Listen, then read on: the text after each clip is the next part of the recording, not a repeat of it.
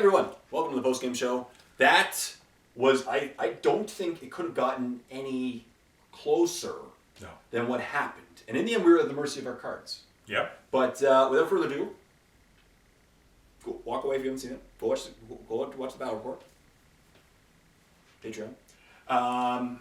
Who won?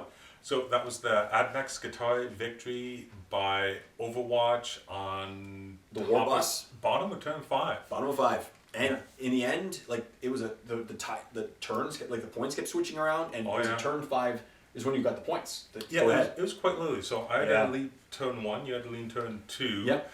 Turn 3 we were battling like 3 and 4, yeah. 4 was pretty much neck and neck. Mm-hmm. And then 5, I just pulled it out a little, and it was great. Like it was really good. It was a bloodbath. Oh yeah.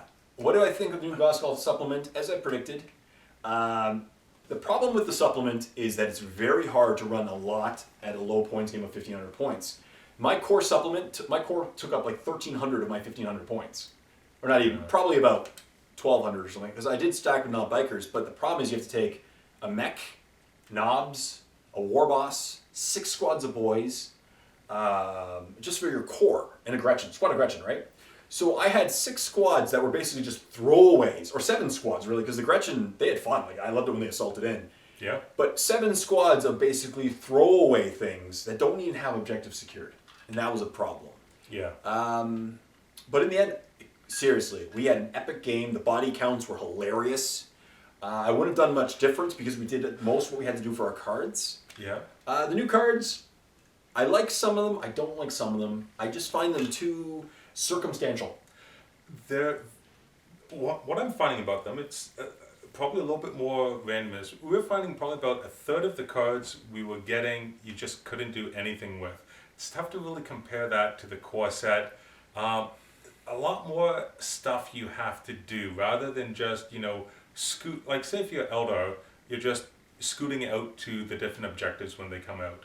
With this deck, it makes you actually have to plan a couple of turns ahead. Chances are, though, by the time, like what we are finding is, by the time you actually get the card where you need to sit on something for 2 turns, or go and take something, there wasn't anything there, or it was too late in the game to really sit on objective for a couple of turns. Yeah, that's the biggest problem. Like turn 1, like I can't think of most turns that the stealing objective card was viable. Because you had to be, we know, like at the very beginning of the game, because the terms we were playing, you had your objectives, I had mine. Yeah. So we had to be in a position where you were in my deployment zone, or I was in yours, or I could take it from you.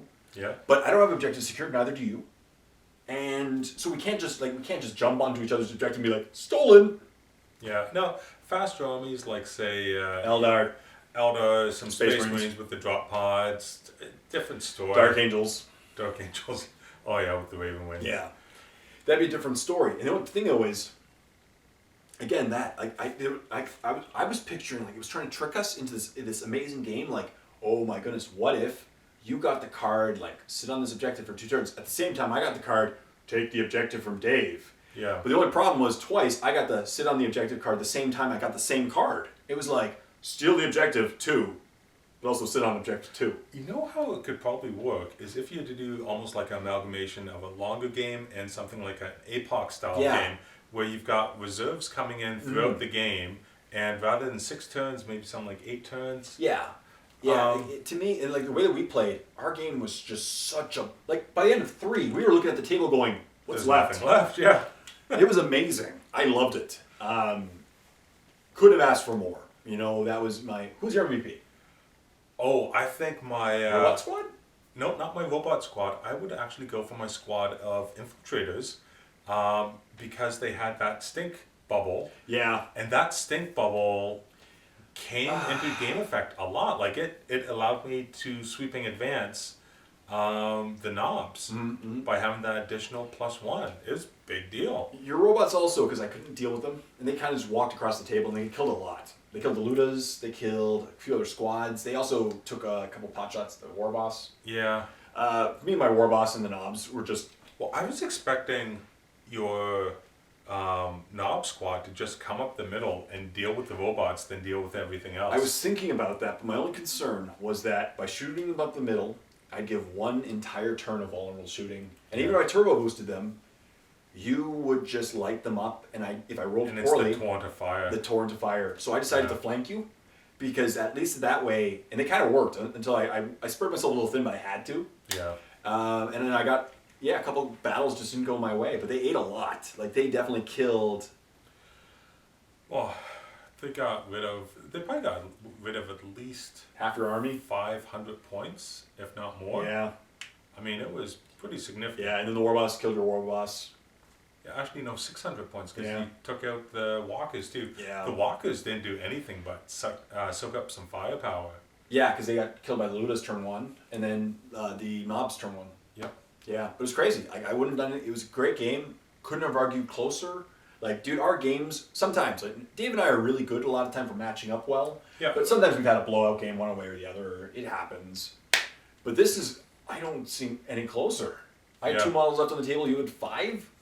You had 5 models left. Yeah. So what I think of the Gospel Thraco supplement is I'm going to try more combinations, but I just think most of the, like, I can't run. I can't run one of the cores basically at 1,500 points. It's almost impossible. Yeah.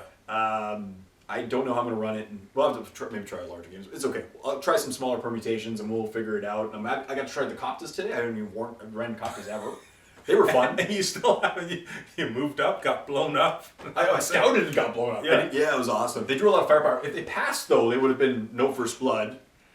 Well, and they would have been a serious threat Yeah. to my army. Yeah, I think I failed a lot of jinx or something. It was pretty fun. It was all good. So, stay tuned for more battle reports. I really hope you enjoyed this one. As always, thank you, Mr. Dave, for coming all the way from Bridge North Northridge. Awesome playing game against you. Until next time, this is Jay and Dave. saying...